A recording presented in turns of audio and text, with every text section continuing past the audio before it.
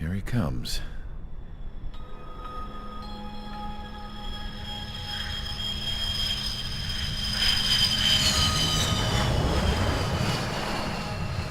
Mihai's looking worse. Thank God he has his granddaughters here to help him out. They're sisters, 15 and 10. Engaging the enemy in combat so we could use his physiological data to improve the drones had always taken a toll on Mihai's body. But today, he was really showing his age. The drones we based on his data were being taken down at a faster rate now compared to when the war began. When Mihai found that out, he insisted on flying to the front lines to see it for himself. Sometimes he could be so stubborn. His age wasn't the only thing affecting his health. Over the years, flying at high altitudes for prolonged stretches of time had ravaged and poisoned his body. But he was a man of grit. Today, after 28 years, he saw combat again. If his flight suit still wasn't good enough to protect him, I can't imagine how many Gs he hit today during the battle. As a pilot, he exceeds all our expectations. It's going to take a bit more tweaking before our drones can match his skill.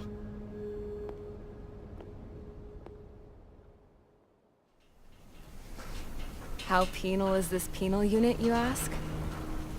This place is a shithole. If you took the stink of all the corruption in the world, then corralled it all in one place, that would give you a pretty good idea of what the air smells like around here. We got all kinds of critters, too. Everything from flea-ridden guards, rabid dogs, and a mechanic doing the stretch for life. I can't forget the rats. Yeah, we got those. And some pilots who got their wings clipped, too. One's a great pilot, but a lousy thief. One's a gambler with no luck. And one's an anarchist with no balls. Their job here was to rev the engines on the fake runways. The idea was for Aruja's spy satellite to pick up the heat sig. Even though there weren't any real fighters here, it looked like it on their infrared. I bet you're wondering, if Aruja lost the war, how come they still have a spy satellite? 'Cause someone over there was smart enough to train a bunch of computer nerds to hack into half of Osia's satellites. That's how come. Every now and again, I'd try to bust out. And every single time, those damn dogs would drag me right back. When I was in my cell, I'd hear this voice coming from the guards room. It was the Erusian princess rallying her people on the Erusian national broadcast. All us prisoners had become big fans of hers. You want to hear something funny? The guards were big fans too. I swear to God, every time she was on the air, they'd turn up the volume on the radio and sit there listening. I could see how someone like her could win the hearts and minds of soldiers and workers alike. When the princess said something, you could tell she meant every word. Lately, she'd been having more fun with her speeches, and that made her seem even more charming. You could say her charm was like a virus. Whenever she'd point out stuff that was wrong with Osia, the prisoners in here went nuts. Hell, if anyone knew how messed up Osia was, it was the prisoners. They'd shout, "Burn Osia down." No way am I just gonna sit here and rot away in this hellhole. Dark blue. Instead of building fake-ass planes to trick Aruja, I'm gonna build one that'll really take off. You can count on that.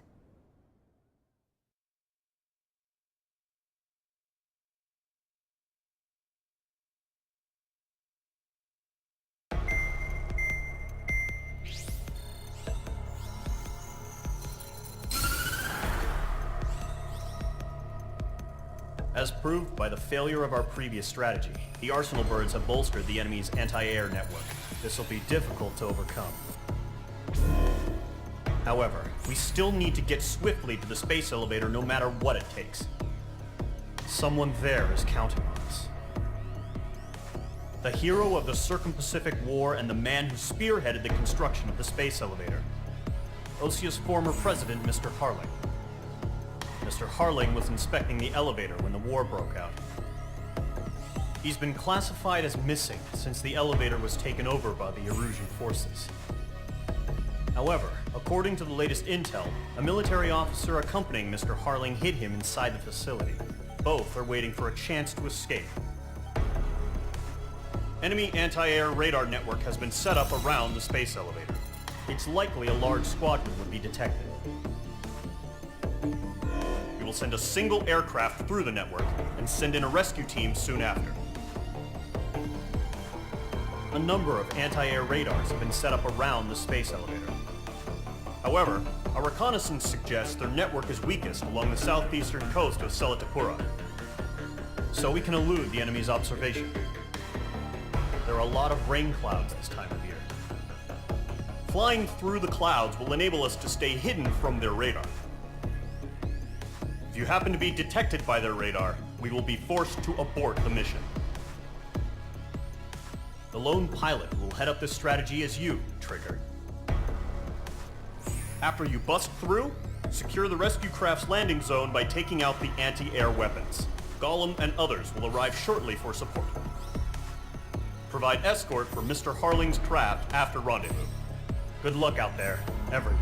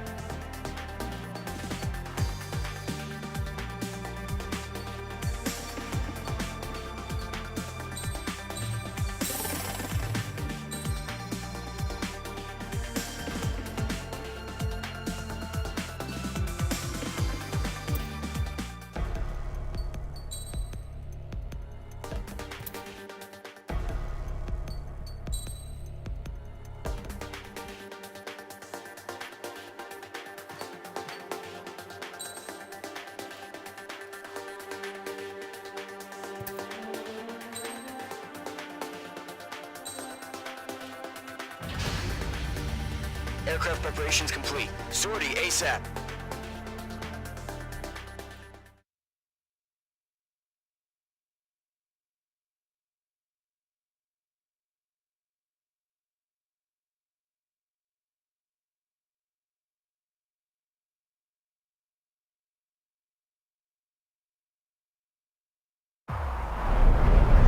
Entering operation area. Imposing radio silence.